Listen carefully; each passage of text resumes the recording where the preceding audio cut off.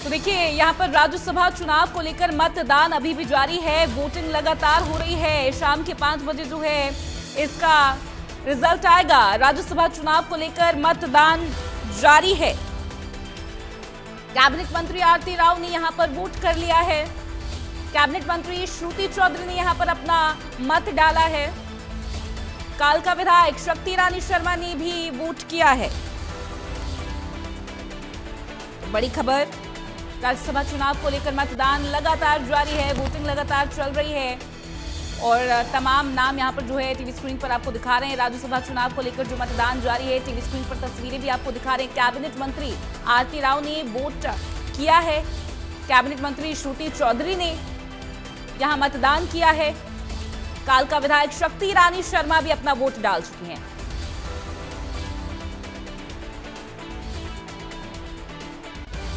हमारे साथ हमारे इनपुट हेड भी जुड़े हुए हैं, दीपक शर्मा, उनसे भी बात करेंगे। दीपक जी, लगातार जो है ऑन ग्राउंड रिपोर्टर्स भी लगातार अपडेट दे रहे हैं और यहाँ पर मतदान जारी है।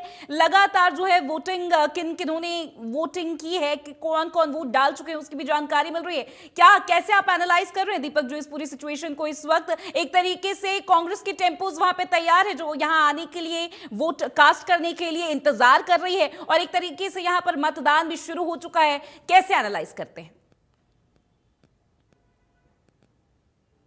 जी बिल्कुल, अगर बात करें कांग्रेस के सामने बड़ी चुनौती है, क्योंकि भारतीय जनता पार्टी का पहला उम्मीदवार संजय भाटिया की अगर बात करें वो तो जाना तय है, उस संख्या बल ऐसा है। दूसरे उम्मीदवार की बात करें कांग्रेस का है। कांग्रेस की अगर बात करें करमवीर बौद्ध है, उनके पास भी संख्या बल तो है लेकिन वो संख्या बल संशय में है। यही कारण है इस संशय को सही करने के लिए, ठीक रखने के लिए कांग्रेस अपने विधायकों को 3 दिन से लगातार हिमाचल में घुमा रही थी। एक होटल से दूसरे, दूसरी लोकेशन से तीसरी, तीसरी लोकेशन से चौथी, और आखिरकार अब भूपेंद्र सिंह हुड्डा जो कि नेता प्रतिपक्ष हैं, कांग्रेस के विधायक दल के नेता हैं, हरियाणा के पूर्व मुख्यमंत्री हैं, उनके आवास पे तमाम विधायक मौजूद हैं। वहां से कुछ देर के बाद अभी रवाना होंगे और इस विधानसभा में आएंगे। विधानसभा की अगर बात की जाए तो अभी तक कांग्रेस के केवल 2 ही विधायक पहुंचे हैं। इनमें एक बीबी बत्रा की बात की जाए तो एक आफ्ताब अहमद की बात की जाए, जो कि बाकायदा ऑब्जर्वर रूम में भी। इसके अलावा बीके हरिप्रसाद जो पर्यवेक्षक है वो भी वहां पर मौजूद हैं। हरियाणा कांग्रेस के प्रभारी हैं बीके हरिप्रसाद। जहां तक अगर बात की जाए तो ये हरियाणा विधानसभा के बाहर की तस्वीरें हम आपको दिखा रहे हैं। यहाँ की अगर बात करें तो फिलहाल लगातार अभी भारतीय जनता पार्टी के जो विधायक है वो यहाँ पर पहुंच रहे हैं, जो भाजपा के नेता है वो यहाँ पर पहुंच रहे हैं वोटिंग के लिए। अगर बात करें तो हालांकि 2 बजे का समय है जब मतदान भी मतदान तो लगातार चल ही रहा। 2 बजे का समय है जब हरियाणा विधानसभा का सत्र भी आज शुरू होना है। विधानसभा का सत्र जो है वो 2 बजे से शुरू होना है और उससे पहले 9 बजे से लगातार वोटिंग जारी है। वोटिंग में अभी तक अगर हम जो नाम बात कर रहे हैं, चाहे वो मुख्यमंत्री की बात करें या फिर अगर बात करें तो यहाँ पर आरती राव की बात करें या फिर शक्ति रानी शर्मा की बात करें, तमाम वो भाजपा के वो विधायक है जो कि वो वोटर यहाँ पर है जो भाजपा के हैं, जिन्होंने उम्मीदवार को वोट करे। लेकिन भाजपा की अगर बात करें तो 48 खुद के विधायक, 3 निर्दलीय, 51 की संख्या। पहले उम्मीदवार संजय भाटिया को केवल 31 चाहिए। 31 के बाद अगर बात की जाए तो जो बाकी के 20 हो जाएंगे वो निर्दलीय के पक्ष में जाएंगे और निर्दलीय को ये आंकड़ा जीत हासिल करनी है तो उसे जो है ये आंकड़ा बढ़ाना होगा और उसके लिए कांग्रेस से संपर्क है। कांग्रेस के संपर्क में अगर बात करें तो कांग्रेस का दावा है कि सभी विधायक एकजुट हैं, सभी विधायक एक साथ हैं। इसको लेकर के कांग्रेस लगातार तमाम विधायकों को एकजुट करने की कोशिश कर रही है, लेकिन ये कितना एकजुट रह पाती है, क्या क्रॉस वोटिंग होती है, क्या वोट रिजेक्ट होते हैं, किस तरीके से रहता है, ये तस्वीर भी धीरे धीरे स्पष्ट होगी। लेकिन फिलहाल जो अगर बात करें तो विधानसभा में वोटिंग लगातार यहाँ पर जारी है। साक्षी लगातार विधानसभा के अंदर से वो तमाम तस्वीरें दिखा रही थी। साहिल की बात करें तो उन्होंने हिमाचल से लेकर के चंडीगढ़ तक का जो सफर है, जहां से चंडीगढ़ से दिल्ली राज्यसभा तक के अपने उम्मीदवार को उन्होंने पहुंचाना है। बीजेपी ने, कांग्रेस ने या फिर निर्दलीय, तीनों में से बीजेपी का जाना तय है। लेकिन यहाँ पर अगर बात करें सतीश नांदल और करमवीर बौद्ध में से कौन जाएगा इस विधानसभा से, वो रास्ता लगातार दिखा रहे हैं। और इंडिया न्यूज हरियाणा हर पल पल की खबर तो दिखा ही रहा है, लेकिन फिलहाल वोटिंग लगातार जारी है। अब इंतजार रहेगा कांग्रेस के विधायकों का। लगातार बयानबाजी कर रही है कांग्रेस का, लगातार ये स्टेटमेंट निकल के सामने आ रहा है कि कर्मवीर बौद्ध उनकी तरफ से तो डेफिनेटली जो है राज्यसभा जा रही है। उनका बयान है सतीश नांदल और संजय भाटिया के बीच में जो है भारतीय जनता पार्टी को चूज करना है कि किसको राज्यसभा भेजना है, ये बयान जो है लगातार कांग्रेस दे रही है। इसके अलावा कांग्रेस की हरकतों से और एक्टिविटीज से तो यही लगता है कि पोचिंग पॉलिटिक्स से इस वक्त वो डरी हुई है कि कहीं ना कहीं आपसी मतभेद जरूर है कि एकजुट करके रखने के लिए एक बड़ा चैलेंज उनके सामने बना हुआ है। ऐसे में इनेलो के बारे में आपको क्या लगता है कि क्या किंग मेकर की भूमिका निभा सकता है इनेलो इस बार? देखिए, इंडियन नेशनल लोकदल के पास 2 वोट हैं। ये 2 वोट किसको जाते हैं ये 12 बजे अभय सिंह चौटाला प्रेस वार्ता करेंगे और उसके बाद स्थिति स्पष्ट करेंगे अभय सिंह चौटाला। लेकिन अगर इतिहास की बात करें तो आज तक लंबे समय से अगर हम बात करें तो इंडियन नेशनल लोकदल कांग्रेस के साथ तो कम से कम नहीं जाएगी। उन्होंने वो समय भी देखा है कि जब इनेलो का एक उम्मीदवार हुआ करते थे आर के आनंद और कांग्रेस ने समर्थन की बात करी थी, लेकिन भूपेंद्र सिंह हुड्डा और उनके कई विधायक जो हैं वो साथ नहीं दिया था। तो ये कहीं ना कहीं इनेलो के सामने चुनौती थी और इनेलो उसके बाद से ही अपना विचार करती रही है। पिछले चुनाव की भी बात करें तो तब उन्होंने इनेलो ने जो है निर्दलीय की तरफ गए थे। इस बार भी क्या वो निर्दलीय की तरफ जाते हैं? क्या वो सतीश नांदल को सपोर्ट करेंगे? क्या करेंगे? क्योंकि इनेलो अगर वोट नहीं करती है, 2 वोट है, अगर वो वोट नहीं करती तो इसका फायदा कांग्रेस को होगा। 2 वोट का काम होते ही 1 वोट की संख्या उनके लिए और कम हो जाएगी, आंकड़ा जो पहुंचने का जीत का है। तो ऐसे में इनेलो वोट नहीं करेगी तो भी कांग्रेस को फायदा होना, और ऐसा कोई इनेलो नहीं चाहेगी। तो ऐसे में इनेलो किसको पहुंचाती है, क्या वो निर्दलीय की तरफ जाते हैं या नहीं, ये तमाम बातें रहने वाली है। लेकिन 12 बजे अभय सिंह चौटाला जो है प्रेस वार्ता करके बात रखेंगे कि उनके जो 2 विधायक है अर्जुन चौटाला और आदित्य देवीलाल वो किसको वोट करेंगे।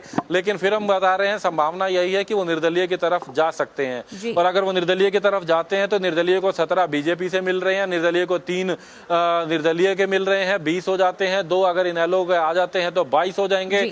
22 वाले की लड़ाई 37 से है, करमवीर बोध से है, और करमवीर बोध राज्यसभा में पहुंचे। इसके लिए कांग्रेस ने तो अपनी प्लानिंग करी है, लेकिन कांग्रेस के विधायक कितने एकजुट रहते हैं। 37 विधायकों की बात करें तो ये बड़ी चुनौती है, और वो तस्वीरें लगातार हम सुबह से दर्शकों को दिखा रहे हैं। और किस तरीके से हिमाचल से लगातार 3 दिन का दौरा और उसके बाद घूमते घूमते हिमाचल से चंडीगढ़ का सफर, चंडीगढ़ से भूपेंद्र सिंह हुड्डा के आवास पर है, वहां से कुछ ही देर में यहाँ पर हरियाणा विधानसभा में पहुंचेंगे जहां वोटिंग जारी है। और क्या वहां 37 विधायकों को मत पेटी तक पहुंचा पाएंगे? उस मत जो होना है, जहां बैलेट पेपर पे निशान रहना है, क्या वहां तक पहुंचा पाएंगे? वहां तक बिल्कुल सटीक रहेगी कांग्रेस?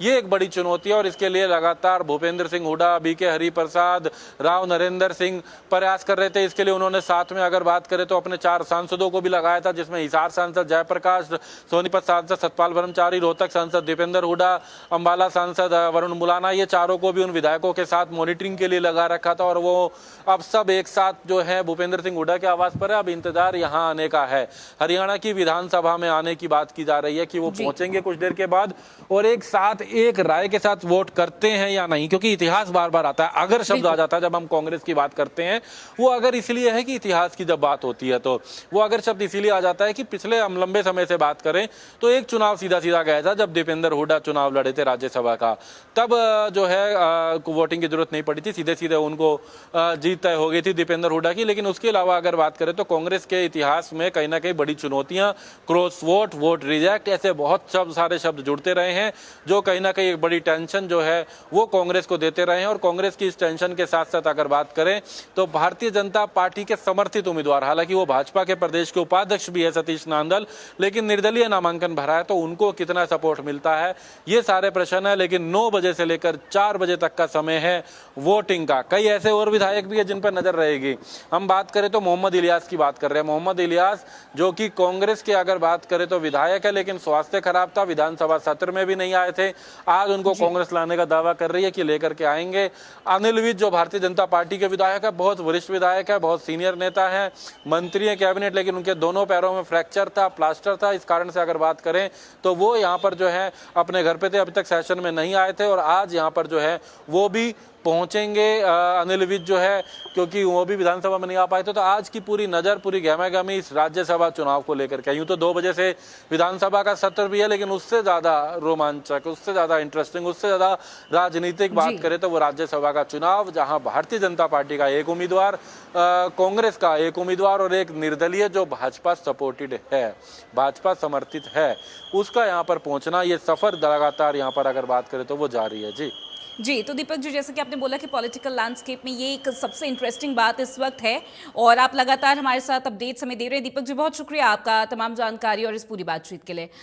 देखिए, लगातार यहाँ पर अपडेट्स निकल के सामने आ रही है, लगातार यहाँ पर किस तरीके से राज्यसभा चुनाव को किया जाएगा, किस तरीके से यहाँ पर वोटिंग तो शुरू हो चुकी है, कांग्रेस क्या रणनीति अभी तक बनाई है, इसको लेकर जानकारी दे रहे हैं। आपको बता दें, राज्यसभा का ये जो रण है लगातार यहां चल रहा है और कांग्रेस अपनी रणनीति लास्ट आवर तक, लास्ट मिनट तक भी करती नजर आ रही है। हमारे ऑन ग्राउंड रिपोर्टर्स और हमारे इनपुट हेड भी लगातार ये सारी अपडेट्स आपको दे रहे हैं और ये एक्सक्लूसिव तस्वीरें भी टीवी स्क्रीन पर लगातार आपके सामने हैं। बाकी बहुत सी ऐसी डिटेल्स के लिए आप लगातार हमारे साथ बने रहिए और पूरे राज्यसभा चुनाव को लेकर हर एनालिसिस आपके सामने पेश करेंगे। फिलहाल के लिए नमस्कार।